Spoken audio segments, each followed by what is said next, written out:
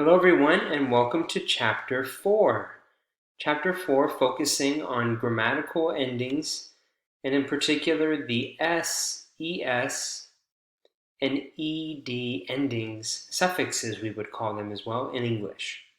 For this chapter you will learn the pronunciation of the grammatical word endings S, ES, D, and ED as there are different consonant sounds for each of those. For each of those. For example, the S consonant has two consonant sounds, S, S, and Z, Z, Z, like in cheese, right?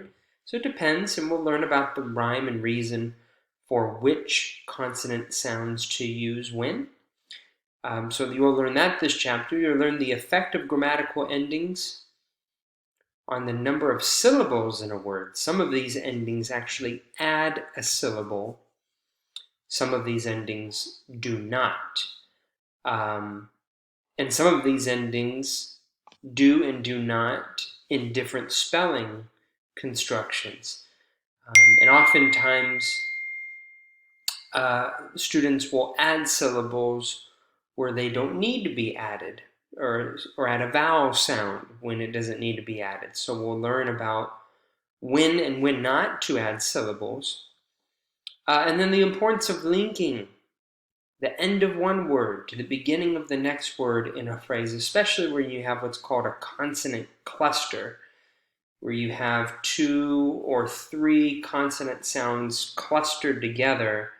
Something has to give, and usually it's that middle consonant sound that is eliminated, and that elimination is what we call linking. And usually that elimination takes place at the end of one word and the beginning of the next word. So it almost kind of sounds like one whole word, 2 words fusing together to make one. So to summarize, these are very common word endings in English. And I think oftentimes the mistakes are that people use extra syllables when they're not necessary. Sometimes they are and sometimes they're not.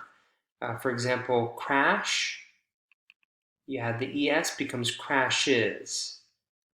Or start, you add ED, becomes started, right? You add a syllable when you add these endings. Most of the time, however, though, the endings just add a consonant sound and not extra syllables. You can see the examples here. You had the S to drive becomes drives, one syllable. And the S sounds like a Z in that case, actually, drives. Kicked. Kicked is only one vowel sound, so one syllable. And the ED actually sounds like a T consonant sound. So adding these suffixes will result in oftentimes 2 or more consonant sounds bunched together at the ends of words. For example, consonant sound K and T at the end of kicked. Oftentimes these strings of consonants make it easier to say. Students will drop some of the grammatical endings to make it easier to say. It's very common.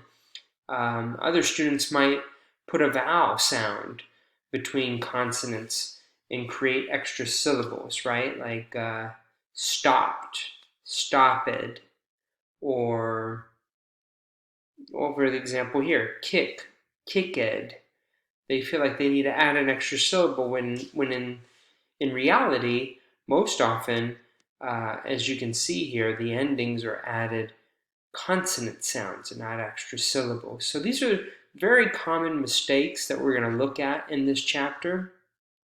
The kinds of errors that not only do they change the meaning of the word, but it can actually change the meaning of the entire phrase. So that's what we're going to focus on, mostly on production, your ability to produce effectively these endings. We see them a lot in English. We're going to talk about those grammatical constructs when these endings are used in the past tense, in the third person singular, to make nouns from singular to plural, a lot of different situations in which we will look at the effect of these grammatical endings in the change in pronunciation with words that use these endings. Welcome to Chapter 4.